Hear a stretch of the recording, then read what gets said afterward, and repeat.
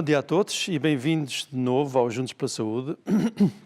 No último programa, ao falarmos da temática do colesterol elevado, ressaltámos a importância de termos o colesterol total e, em especial, o colesterol LDL baixos.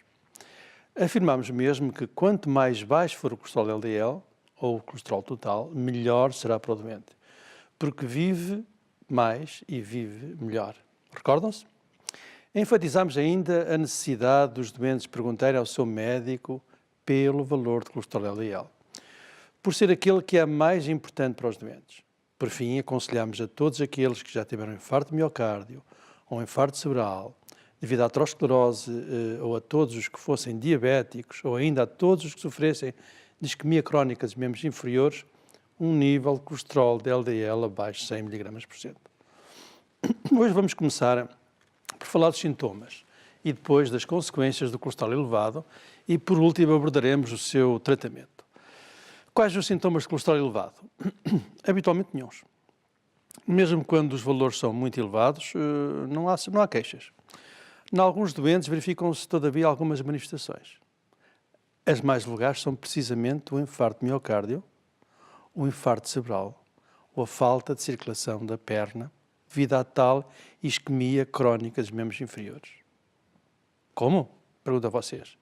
A primeira manifestação, uma dessas doenças? Porquê? Porque o colesterol elevado é quase sempre uma doença silenciosa. Muitas pessoas só sabem que sofrem de colesterol elevado quando têm uma dessas doenças e, por vezes, somente no hospital.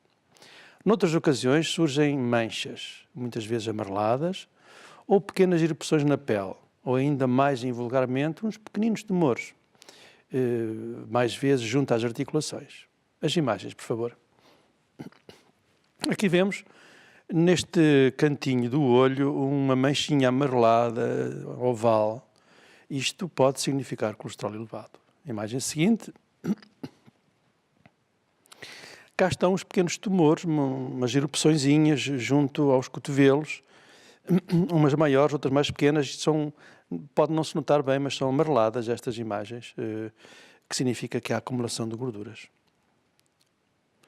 E cá estão outros pequeninos tumores que nós chamamos de xantomas, tendinosos, porque estão junto a tendões.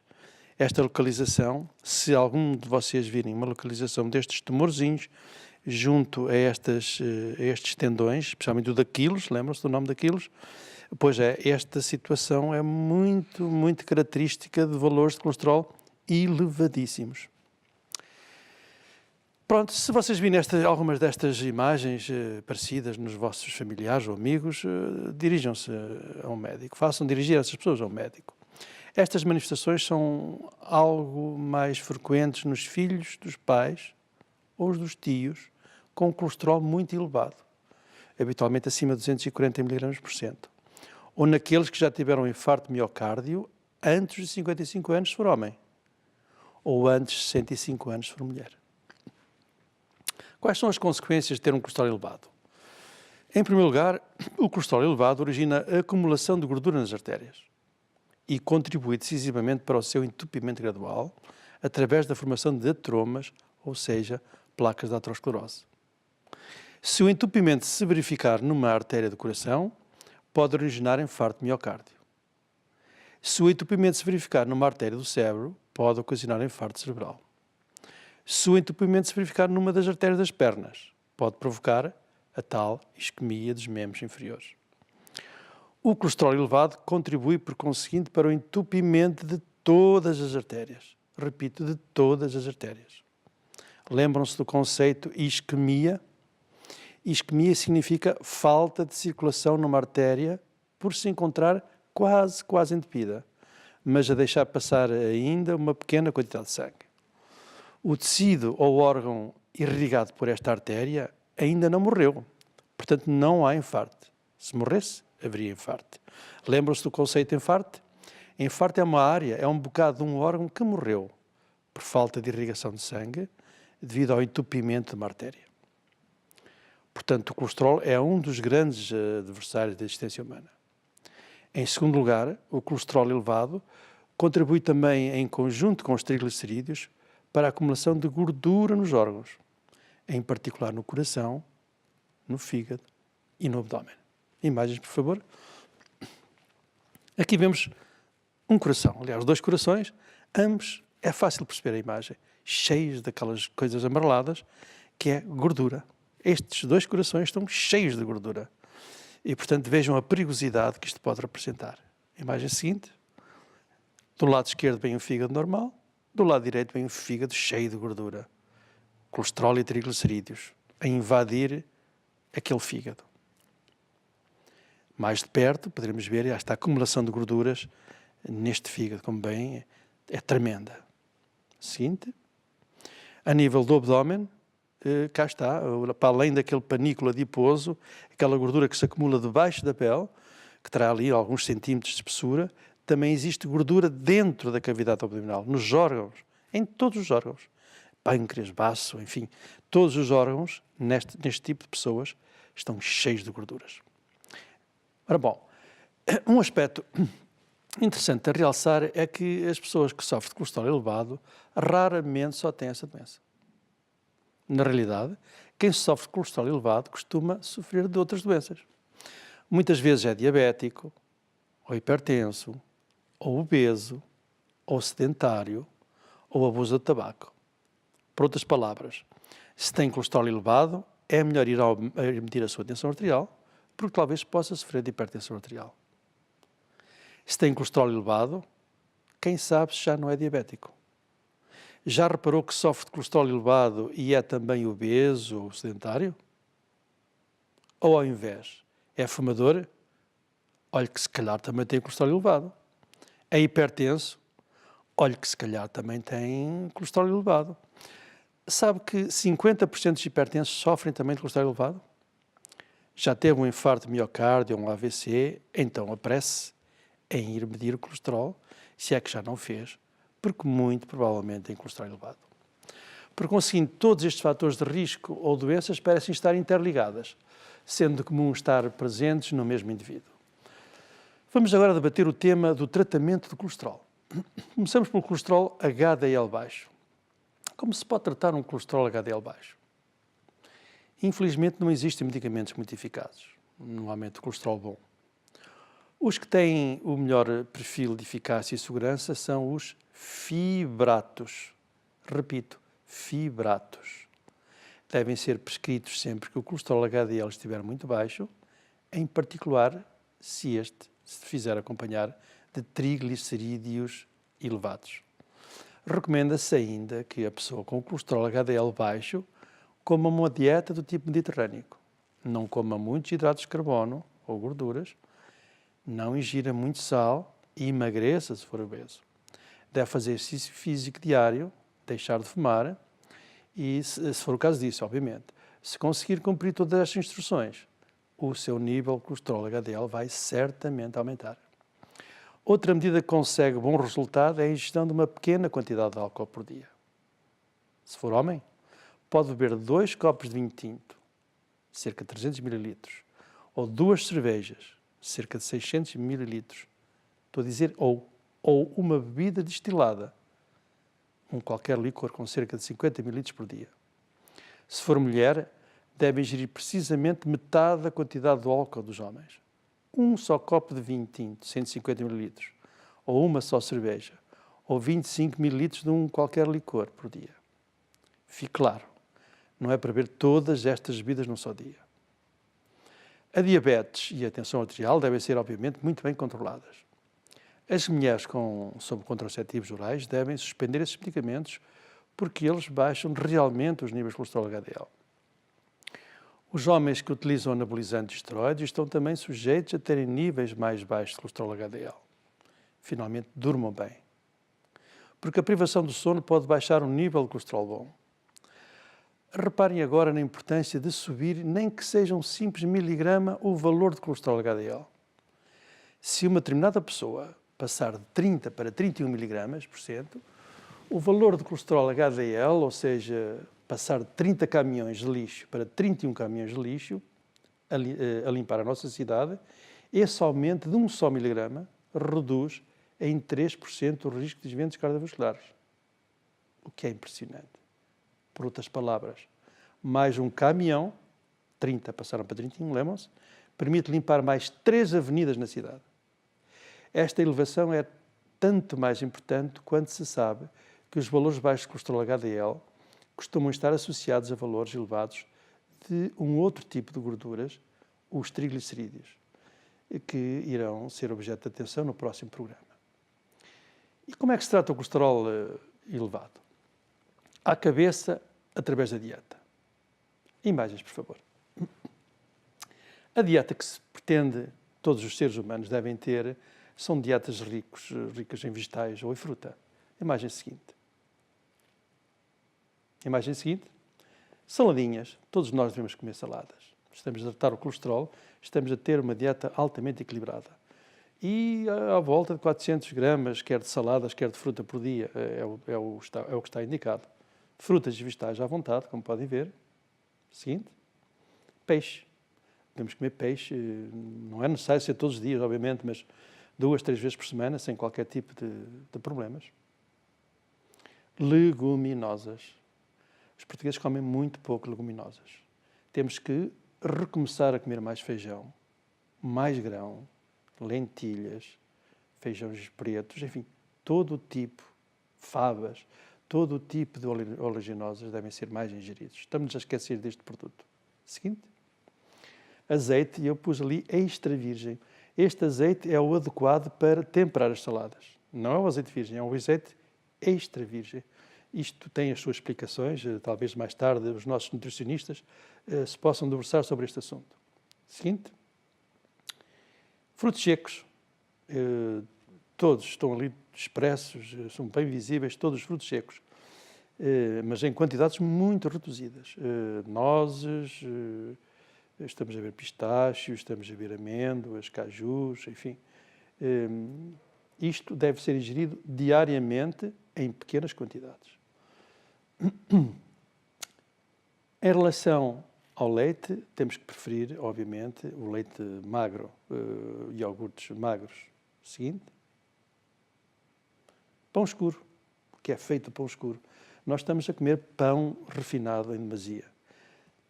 E a melhor maneira de nós, enfim, nos defendermos a nós próprios é comprarmos pão escuro. Massas integrais. Eu sei que são mais caras, é verdade, mas quem puder, compre massas integrais, mais arroz integral, mais cereais integrais. Portanto, farinha integral é o adequado. Seguinte. Portanto, em resumo, nós devemos preferir as vegetais, as saladas, a fruta, o peixe, para temperar azeite extra virgem, 25 ml ou 5 colheres de sobremesa, ou 2 colheres de sopa por dia, no máximo. Em relação aos frutos oleaginosos, nozes, avelãs, caju, amêndoas, castanhas, um punhado de 20 a 30 gramas, no máximo, por dia. Pão escuro, já falámos. Queijo e leites magros, à vontade. Massas, arroz, cereais e farinha, tudo integral. Mas cumprir qualquer dieta afigura-se uma tarefa muito difícil e por vezes ingrata. A luta de quem sofre de colesterol elevado ou de obesidade está simbolizada nas imagens que o nosso realizador vai colocar agora.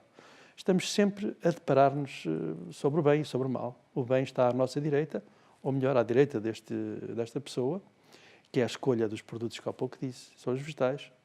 E o mal, o diabo, está sempre ao lado esquerdo, com as pizzas e os hambúrgueres, a simbolizar mas eu atreveria-me a colocar, obviamente, os produtos industrializados, todos os produtos processados, industrializados, fabricados nas fábricas, perdoa-se uma redundância, devem ser evitados.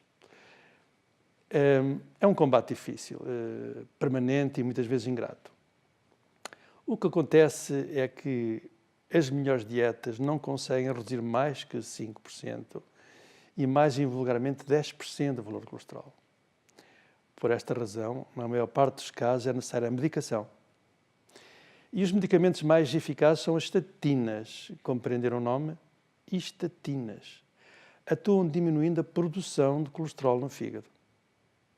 as estatinas são um dos medicamentos mais bem estudados. Dezenas e dezenas de grandes estudos, centenas de milhares de doentes e décadas de seguimento e vigilância. As estatinas conseguem controlar o colesterol elevado na grande maioria dos doentes. São os medicamentos que mais se aproximam do elixir da juventude. Repito, as estatinas são os medicamentos que mais se aproximam do elixir da juventude ou da poção da eternidade. Porquê? Porque as estatinas atrasam a progressão daquela doença a que nenhum ser humano pode fugir. Lembra-se qual é? A aterosclerose. Correto. A doença que causa entupimento das médias e das grandes artérias do corpo. Ao evitar o entupimento, as estatinas evitam infartos de miocárdio, infartos cerebrais, isquemia crónica dos membros inferiores, etc. As estatinas podem mesmo desentupir algumas artérias e, por estas razões, vão dar anos de vida. Têm ainda a particularidade de serem bem mais eficazes naqueles que já tiveram as doenças atrás citadas e naqueles que têm várias doenças ou fatores de risco que atacam as artérias. Por outras palavras, quanto mais doente se encontrar a pessoa, maior é a sua eficácia. E estão disponíveis no mercado outros medicamentos, também eficazes na redução do colesterol, através de outro mecanismo, que é o de diminuir a absorção do colesterol no intestino, como a ezetimiba. Nos doentes com mais dificuldade em baixar o colesterol, por vezes é necessário juntar estes dois medicamentos. Questionam vocês agora, ouvi dizer que as estatinas são perigosas e que se calhar nem são precisas. É verdade? Já ouvi médicos a dizer que as estatinas não representam mais que interesses financeiros ou da indústria farmacêutica. São um embuste, um engano, ou até mesmo perigosas. Nada, absolutamente nada mais falso. As estatinas, como todos os medicamentos, podem causar efeitos adversos. Mas, no seu todo, esses efeitos são muito pouco importantes. Ouviram bem? São desprezíveis, pois os efeitos adversos das estatinas são dos mais brandos e suaves que se conhecem. E quais são esses efeitos adversos? Ocasionam com alguma frequência dores musculares, ou falta de força nos braços ou nas pernas. Nos doentes, essas queixas são mais intensas, mas na grande maioria dos doentes são ligeiras. Surge habitualmente no primeiro ano da sua utilização ou sempre que se mudar de estatina ou a sua dosagem. Sabem qual é o nome que os médicos utilizam para as dores musculares? Mialgias. Se as dores musculares ou a falta de força forem importantes, deve ir ao médico. Mas se a consulta estiver atrasada, pode diminuir a dose de estatina para metade ou parar mesmo de usar por vossa iniciativa. Mas atenção, só se as dores forem muito intensas ou incomodativas, o que é infrequente. As estatinas podem causar ainda inflamação dos músculos, mas esta é uma situação muito, muito rara. Nem chega a 1 em cada 1000 doentes tratados durante 5 anos. Por outras palavras, é preciso tratarem-se 1000 doentes durante 5 anos para aparecer uma inflamação nos músculos. Os problemas musculares podem ser evitados? Claro que sim. Os doentes que tomem uma estatina devem evitar exercício físico vigoroso ou intenso, aquele exercício que causa ofegamento e quase que não nos deixa falar. Se alguém tiver dores musculares, é conveniente fazer análise à tireoide e ao sangue, designadamente requisitando CPK, repito, CPK, para se perceber qual a gravidade do problema muscular. Não deixe que o médico se esqueça de pedir esta análise, o CPK, porque é a única que vos vai dizer se as dores musculares são devidas à inflamação dos músculos, uma situação rara, mas potencialmente preocupante. Convém também saber como está a funcionar a tireoide, porque o seu mau funcionamento favorece as dores musculares ou a inflamação dos músculos. Se sofrer dores musculares ou mialgias, pode pensar em tomar a vitamina D ou a coenzima K. Ambas podem melhorar as dores ou a falta de força nos músculos. Caso não se verifiquem melhoras, deve baixar-se a dose de estatina ou mudar de estatina, na medida em que o doente pode ter dores com uma, mas não ter dores musculares com outra estatina. Que outros efeitos adversos ocasionam as estatinas? As estatinas podem desencadear uma inflamação ligeira do fígado, possivelmente 1 em cada 1000 doentes, mas geralmente não tem significado clínico. Na maioria das vezes, nem implica que se baixe a dose ou suspenda a estatina. Desaparece sempre que se deixe de tomar essa estatina. À semelhança das dores musculares, aparece mais no primeiro ano ou sempre que se muda a dose ou de estatina. A inflamação grave do fígado é excepcional. 1 no milhão de doentes. Portanto, nem deveria mencionar este efeito. As estatinas podem precipitar diabetes, mas este efeito é também relativamente invulgar, surgindo num doente em cada 200 tratados durante 5 anos, ou, se quiserem, 5 casos por 1000 doentes tratados durante 5 anos. Este efeito negativo não chega de modo nenhum para ocultar os enormes benefícios com o seu uso. Outro efeito adverso que os maldizentes das estatinas utilizam é o de provocar hemorragias cerebrais. Ainda não se sabe ao certo se o uso de estatinas está associado ao aparecimento de hemorragias cerebrais. Mas a existir é tão raro que até me custa revelá-lo. 5 casos por 10.000 doentes tratados durante 5 anos. Finalmente, o uso de estatinas está associado à perda de memória. Mas sabem o que mais? Até existem estudos onde está recomendada a diminuição da doença de Alzheimer com o uso de estatina. Uma doença caracterizada precisamente pela perda de memória.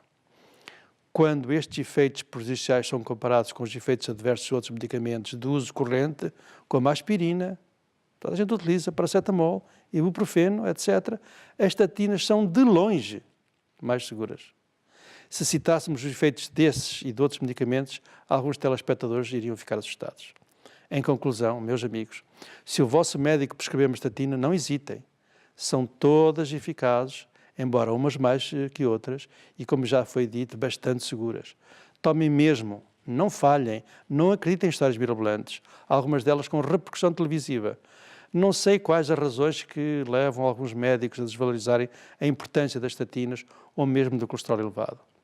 As estatinas foram o maior avanço terapêutico da aterosclerose. São os únicos medicamentos capazes de retardar o entupimento das artérias.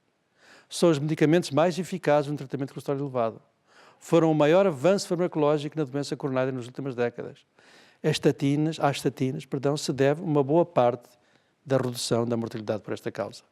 Em relação à segurança, o que se pode dizer é muito simples.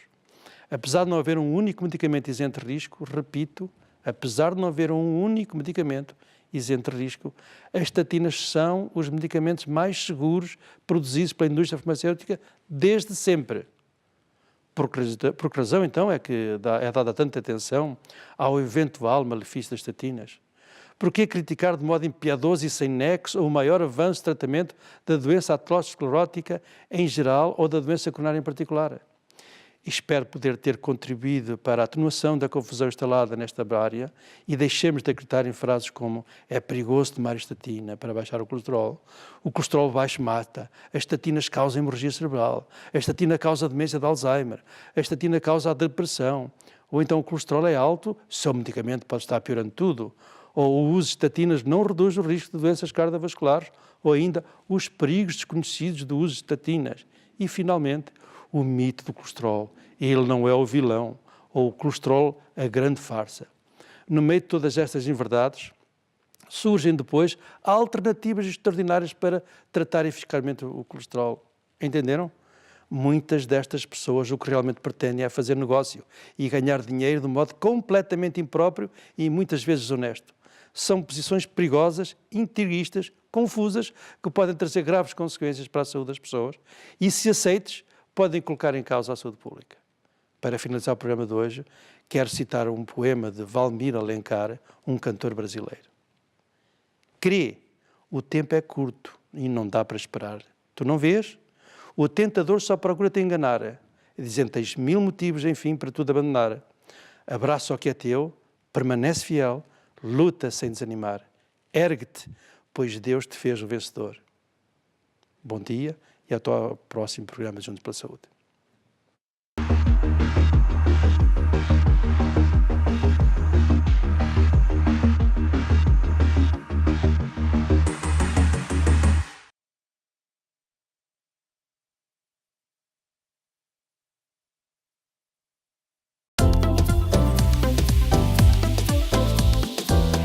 Ângelos TV, uma janela de esperança com Fátima mais perto de si.